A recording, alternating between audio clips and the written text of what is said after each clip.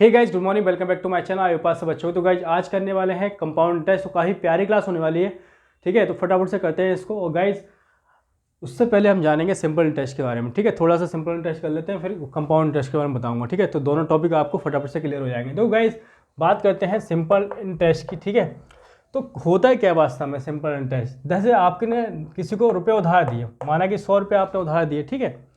और टाइम किस समय के लिए दिए? तो आपने 2 साल के लिए किसी को उधार दिए, ठीक है भाई। बात करते हैं जो ब्याज है, ठीक है, रेट ऑफ इंटरेस्ट है कितनी? 10% पे उधार दिया आपने, ठीक है।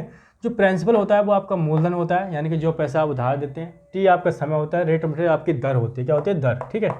इस दर पे दिए। और जो होती है पर ईयर होती है, ठीक है, हर साल की होती है।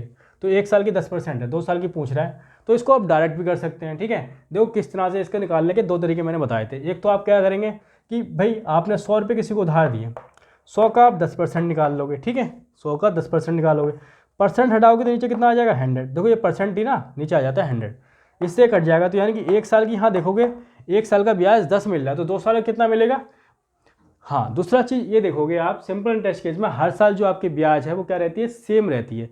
पहले साल 10 है तो दूसरे साल भी 10 रहेगी, तीसरे साल भी 10 रहेगी, ठीक है। जितने सालों के लिए होगी वो 10-10 उसके अकॉर्डिंग ही रहेगी, ठीक है, जितनी ब्याज आएगी, ठीक है।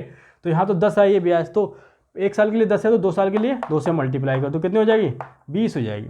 20 रुपये ब्याज का मिलेगा। यानी कि आपने किसी को 100 रुपये दिए तो वो आपको 2 साल के बाद कितना लौटाएगा? 120 रुपये लौटाएगा। 20 रुपये ब्याज के हो जाएंगे और 100 रुपये जो आपने दिए थे वो लौटाएगा, ठीक है। यानी कि 120 रुपये लौटाएगा।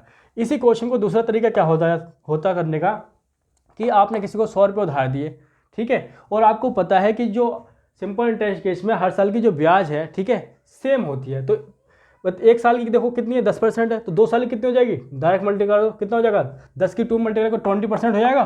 परसेंट हटाओगे तो नीचे 100 आएगा, 100 से 100 कट जाएगा, तो ब्याज कितनी आ जाएगी? 20 रुपये, ठीक है। जो 20 रुपये आ रही थी, ठीक है।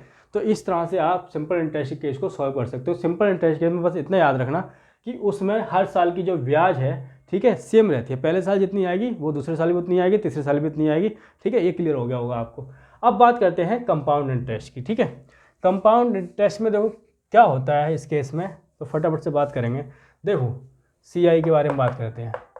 अगर आपने किसी को 100 रुपये उधार दिए, कितने दिए? 100 रुपये उधार दिए, ठीक है। और टाइम की बात करें 2 साल के लिए दिए, लिखा हुआ आता है कि भाई कंपाउंड इंटरेस्ट लेना चाह रहे हो, सिंपल इंटरेस्ट लेना चाह रहे हो। कंपाउंड इंटरेस्ट केस में आपको हमेशा लिखा हुआ आएगा क्वेश्चन में, ठीक है, कि कंपाउंड इंटरेस्ट निकालिए इसका।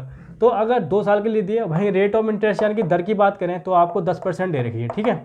तो इस तरह के जब भी क्वेश्चन आ जाएँ, ठीक है, तो आप क्या करोगे? बहुत प्यारा मेथड में आपको बताऊँगा, ठीक है। और आपसे अमाउंट पूछ ली जाए, ठीक है। अमाउंट क्या होगा? अमाउंट होता है मिश्रधन, ठीक है। मिश्रधन क्या होता है? जिसमें आपका मूलधन भी होता है, ठीक है, और प्लस ब्याज भी ऐड होकर आता है। दोनों चीज़ें होती हैं, वो आपका मिश्रधन कहलाता है। और ये होता है हमेशा मूलधन, जो पैसा आप उधार देते हो, ठीक है। मिश्रधन में दोनों चीज़ें जाती हैं, आपका मूलधन भी होता है और ब्याज भी ऐड होता है। देखो कैसे, यहाँ से आप देखोगे कि रेट ऑफ इंटरेस्ट कितनी है? 10%, ठीक है। ये है आपकी 10%। 10% का अच्छा मतलब क्या है? ये है 10/100, परसेंट हटाओगे नीचे 100, 0 से 0 काटोगे तो हो जाएगा 1/10, ठीक है।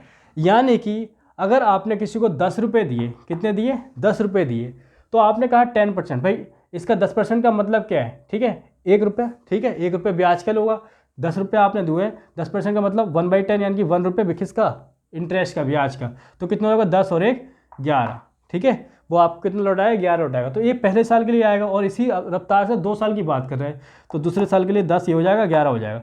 और इसको सॉल्व करने का तरीका देखो क्या होता है। 2 साल के लिए कर लिया ना, 1 साल के लिए ये आ गया, दूसरे साल के लिए आ गया, ठीक है। तो इसको सॉल्व करने का तरीका होता है इन दोनों की मल्टीप्लाई, ठीक है। मल्टीप्लाई करोगे कितना हो जाएगा? ये आ जाएगा 100, और इन दोनों की मल्टीप्लाई करोगे तो ये जाएगा 121, ठीक है। अब देखो ये जो हमेशा आता है यहाँ, जो मल्टीप्लाई करने के बाद आता है, ये वो पैसा होता है जो आपने उधार दिया होता है स्टार्टिंग में, ठीक है। और ये वो पैसा होता है जो लास्ट में आपको मिलता है, ठीक है, विद ब्याज के साथ।